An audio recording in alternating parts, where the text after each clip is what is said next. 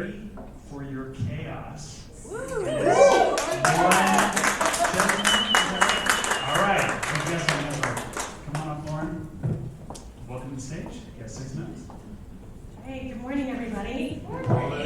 So I am born and raised Coloradan here, and I'm also a military brat. My dad served for 42 years. Oh, wow. Yes, so thank you, veterans. I appreciate you. But being said that, I actually only moved once in my life, and that was from Barnes and Powers to Rockerman. So I'm not your textbook military brat. However, but I had a permanent position at the Air Force Academy, and I lived a very blessed, stable life here in the military community.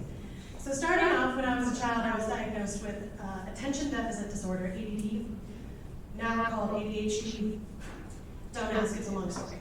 But with ADD, you have problems with your executive function. So that means that when you can't organize, you can't do, process your thoughts. It's difficult for you to stay on task, right? And it shows up different in women than it does in men. So most people think of ADD as the child that's bouncing off the walls, which, if you vote me, I do. But that it all started in my life with my ADD. I was put on medication, as every 90s child with ADD was, and I hated it. I absolutely loathed the Ritalin. So by the time I was 18, I decided to stop taking all my medicine because I'm 18 and I know what I'm doing. False. Said every adult ever. So after that, I noticed that my executive functions were seriously taking a nosedive. I was having a problem trying to obtain my grades. I couldn't focus. I made a lot of really poor impulse choices. And by the time I was 21, I had lost my license due to speeding.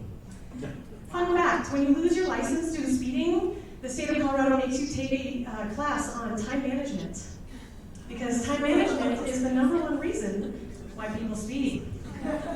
And that right there was the moment that I said, okay, I need to do something about it. This isn't working. So for the last 13 years of my life, I have done everything that I can get my hands on, other than there aren't really courses for organization, productivity, time management, how I can get on top of my executive functions without the use of medication. Because I wanted to be able to help my ADD, help my family's ADD, which every single one of us in my family, my husband, my 2 children, we all have ADD. So basically, we're just all a bunch of cats trying to hurt each other, which never works great. So I knew that I needed to try and get some more structure when I'm trying to build a family and I'm trying to get to my goals. And that's where I found my passion. I worked so hard to try and make sure that I know how to create spaces that empower me and I don't feel exhausted. And I realized a long time ago that that was always my niche in every single job that I ever had. I moved dental offices, and I was always the person to facilitate the moves and set up the items and put them all in place. I would I worked with one dental office that they had purchased it after 40 years, and I had to go through inventory and organize an entire dental office that had been stockpiling items that I had never even seen before, like the brush for a typewriter. Oh, wow. Does anybody remember that? Because I didn't know that was a thing. So we would go through every single thing that I ever touched on in my job. I always was put into a position where it was my job to take care of the space and the people and organize it, either by creating handbooks, either by making sure that people are on task, or making sure that the items are in places where people can find them for efficiency purposes. And it wasn't until a couple of years ago that I started reading Rachel Hollis's books, if anybody's familiar, her Made for More series, if you will, that I started questioning what my more was. And I was really lost, to be quite honest.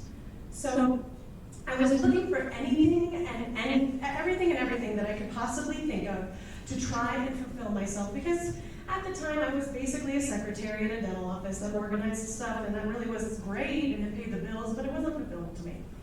And I wanted something that had community service. I wanted something that kept me active. I wanted something that made me feel like I had a really deep and personal effect in the world. So it wasn't until last year, in October, I had 4 separate friends, 4 of them, all on separate days, all in 1 week, all tell me to become a professional organizer. The first one I said, that's not a thing. It's not a thing, people don't pay for that. The second time I was like, have you been talking to Jane? Third and fourth I was like, oh, okay, I hear you. It's very clear, it's very clear. So I decided to take the leap and start my own business. I started my business in January, and it's been one of the most fulfilling things I've ever been able to do because of the way we give back to the community. So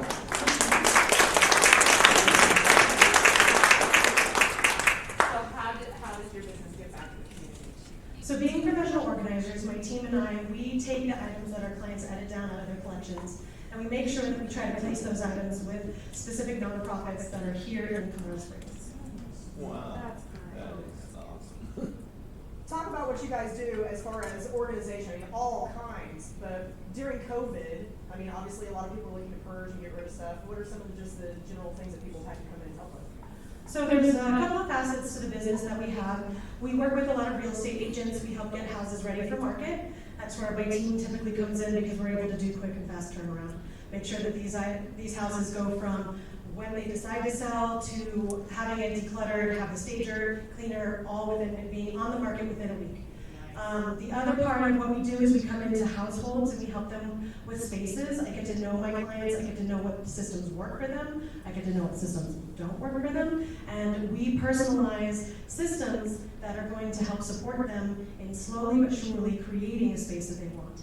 We also work with businesses, helping them set up onboarding manuals, helping them set up HR manuals, helping them set up systems so that way they can take their employees, bring them in, train them consistently, no matter who happens to be training them, and get them to actually grow their employees. Because the biggest thing is that you don't build a business, you build people. And if you set up a good structure for those people, you can not only just grow your business, but you grow the people within your business, and that is why we do business. Yeah.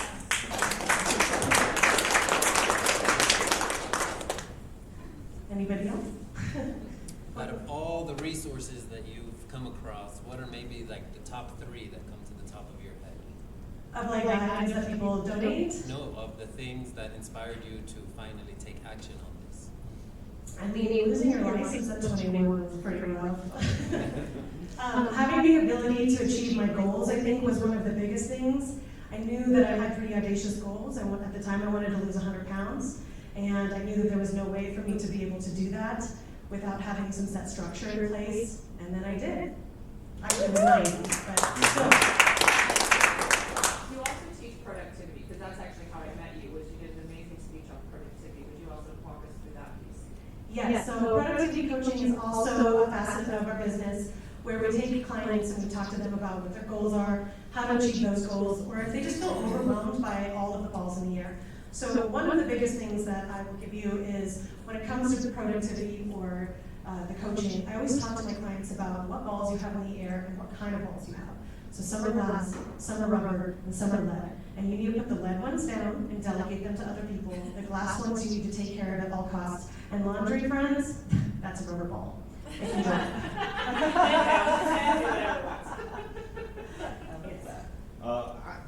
My thoughts around organizing, because it seems, and I don't know if you delve into this space or not, but it seems psychological in many ways. So do you touch the psychological part of why people clutter, why they continue to pile up stuff over and over? And do you have any stories of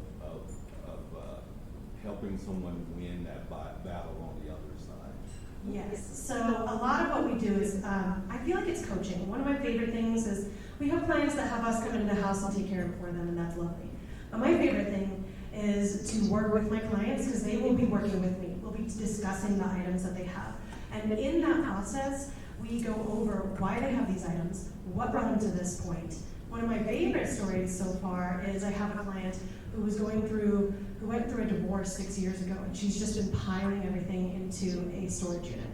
And now's the time where she feels like she's gotten on top of everything else that needed to take precedence between the divorce and all this stuff, that she can actually tackle these bins. Now this is gonna take a little bit longer of a process than a normal clean out because we have to stop and cry. And we do, and that's okay. We have to feel the feelings, we have to work with the feelings, we have to talk about the feelings. And when it comes to larger hoarding, people always ask me about the hoarding, like, have you ever been in a hoarder's house? Yes, I have. And there are certain hoarders that I can, within 5 minutes of a conversation, know whether or not they're ready for me. And if they're not, I work with specific therapists that deal in hoarding as a mental issue that I will refer them to and let them know, look, I think that it's wonderful that you reached out to me, but I don't think that it's worth your time, your money, or energy just yet, and I think you should talk to this person first. That's awesome, thank you. Frank stole the first half of my question, which was a good story about somebody you helped. The second half is, what's the niche that you're excited about getting into that you haven't found the opportunity yet? Like, what would be your perfect next customer that would just make you think about?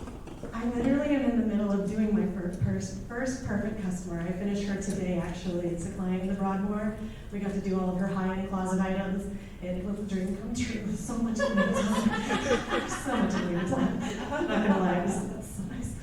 Can we talk about where some of these items might go to, in case, no, I'm just like, no, but I'd love to hear about the different organizations that you donate to, because I know you're pretty involved with a lot of the nonprofits. And that way, as some of us might be purging, where can we take these things to? So I'll go over a handful of them because there's so many. So one of them that I donate to is More Than a Meal, and they meet down off of Weber at the church on Saturday mornings, 7:30 to 10:30, and they help the homeless community. And the cool thing about that particular nonprofit is that during COVID, most of the other homeless shelters all shut down because of COVID, but since theirs was actively done outside, they have been continuing to be the one resource for the homeless community. So we will drop clothing items, tents, sleeping bags, camping gear, anything that they need that I know that they could use, particularly socks. Winter's coming, making sure that items that are really heavy-duty warm would be very beneficial to them. I work with Christmas Unlimited, and they help with children who need not only just Christmas, but also school supplies. They do stuff for Easter. They do stuff for almost every holiday for kids around the Colorado Springs area. So they could always use volunteers, donations of toys or school supplies or Christmas trees, things like that. Another one that I work with is Casa. I work with the Hangar, which this client brought where all of their daughter's clothes went to them. So I was so excited. You don't even know how excited I was for 4 large outdoor lawn bags of high-end clothing to be dropped off to the Hangar. It was such so good. It was so good. So we work with the Hangar and Casa a lot. We work with Tessa. We work with any outreach program that might pop up. If you have any ideas, please let me know because I'm always in search of how we can benefit the community. I've been looking for particularly veterans that might be a veteran program that might take homeless veterans and getting them into furnished homes because I come into furnishings a lot and items to set up homes on a regular basis. And I would really love for those to go to either sober homes or homeless veterans that are now starting to get back up on their feet or families that are trying to get out of poverty. So that's my next step.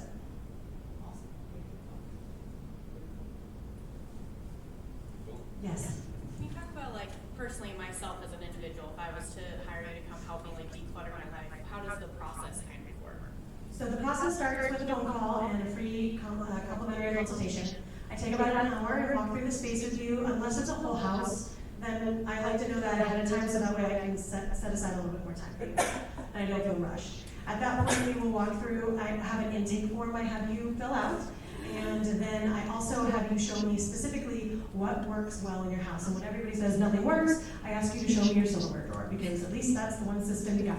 That is so true. That's genius. That is so true. Genius. After that, I devise a plan on what it is that we're going to need to do, how many people, how many teammates we're going to need to bring in, what the cost is going to be, and then I go over product recommendations, systems creation, and I give you ideas, particularly if you have small children, on how we can work on training, because a lot of times it's very difficult because you feel like your family isn't going to cooperate. So we start with small micro habits with our small children in order to help them regain the habits of small things. So just a bucket at the bottom of the stairs to put all of the items in is the smallest habit possible, but then you have a cleanup game at the end of the night, or a race, or you do something fun that helps facilitate the habit of just picking up at the end of the night.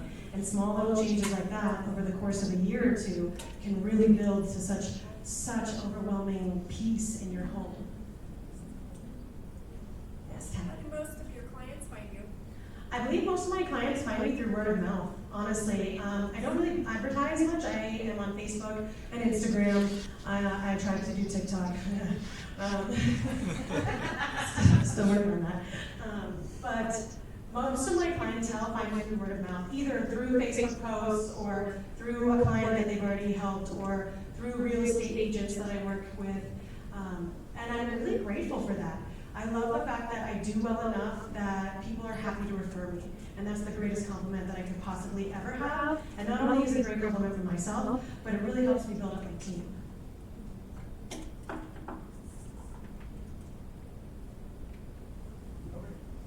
All right, so building a business, there's the core idea, and we've heard a lot about that.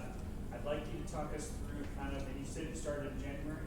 So what's the first hurdle that you figured out a way over and kind of how you did that? And then as you look through the fog of the future, what's the next hurdle that you see coming up? I would say the first hurdle was figuring out how to apply for my LLC. That was fun.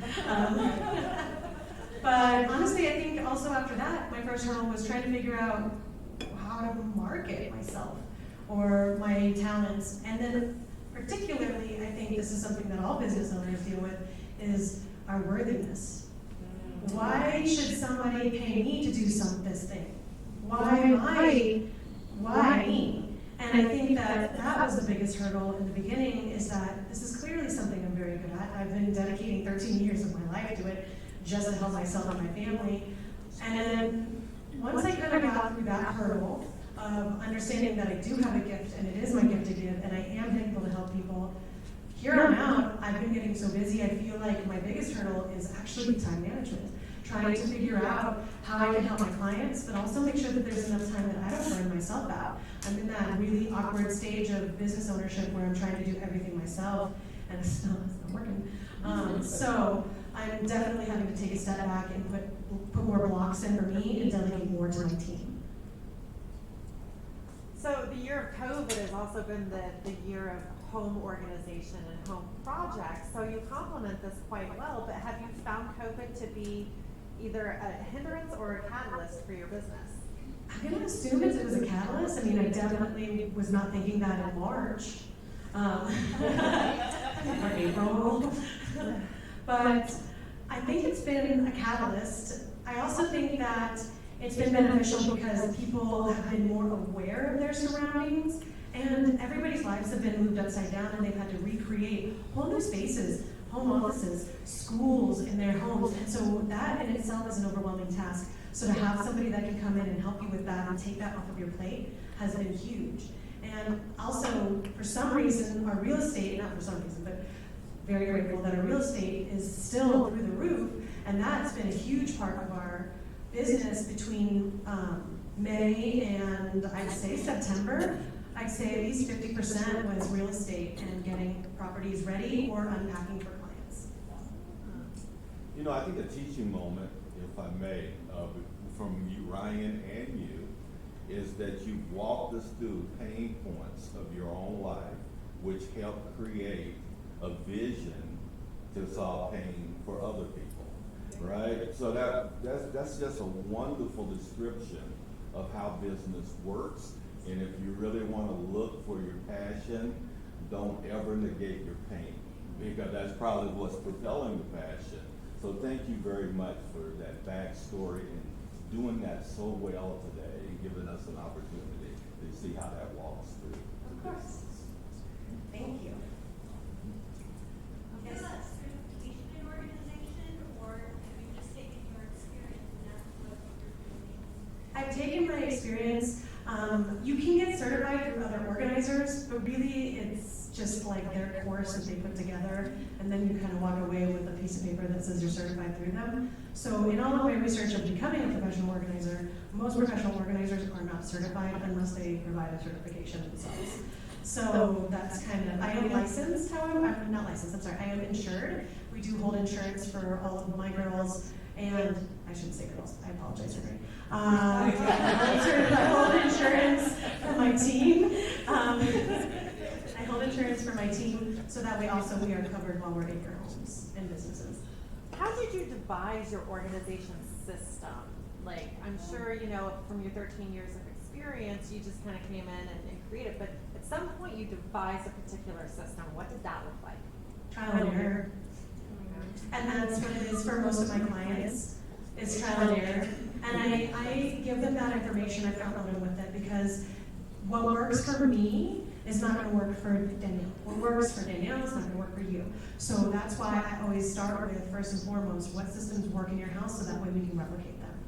So, and it's trial and error. And that's why with a lot of my packages too, my clients have access to me for questions and support after I've done them. All right, we got time for one more question. I want to know how you came to the idea, because this is genius, when somebody says that there's no organization in their house, to look at their silverware drawer. Like, what is that king moment for you to say that? It's the first system everybody places in their home. I mean, unless you don't have a silverware drawer, which I've seen that. But it's just, That's true. it's just part of how, like, if you think about the first thing that you set up in your home, you're gonna set up your silverware drawer, because you need to be able to find your utensils for eating. Eating is a necessity, and it is the one system that most human beings are able to create easily without even thinking, and replicate and teach their children, just from offloading the dishwasher. Where do the forks go? In the fork slot. I'm gonna bend the rules because I saw one more question back there. Go ahead. Yes.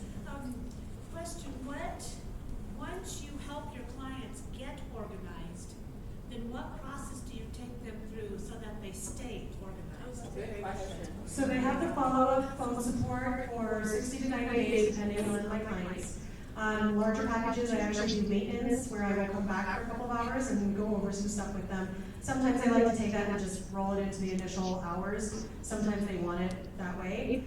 The nice thing is that the systems that I create, they're pretty easy. Clear drawers that say, you know, cold and flu medicine. Everybody knows what cold and flu medicine is. So when you get cold and flu medicine, you put it in the drawer, and now everybody, like, it's not that difficult. Now, if I have clients that are dealing with depression, clients that are neurodivergent, clients that might have other ongoing issues that might need more support, then we can create maintenance packages where I would come in monthly. At that point, I also would just recommend productivity coaching. It would be cheaper and more cost effective for my clients just to hire me for a month of basically coaching to talk to them about what's working, what isn't working, and how we can get on top of it. Nice. Who wants the honor of asking our 1 million cups special question? What can we as the Colorado Springs community do to support you? If you know of any nonprofits, please send them my way. I am always looking for more nonprofits. I have tons of furniture coming in and I don't have anywhere to place it. I would love to be able to get it placed. So at any point you hear of any kind of coat drive or nonprofit or anybody, even just like a single mom leaving an abusive relationship, let me know. I would love to be able to help them.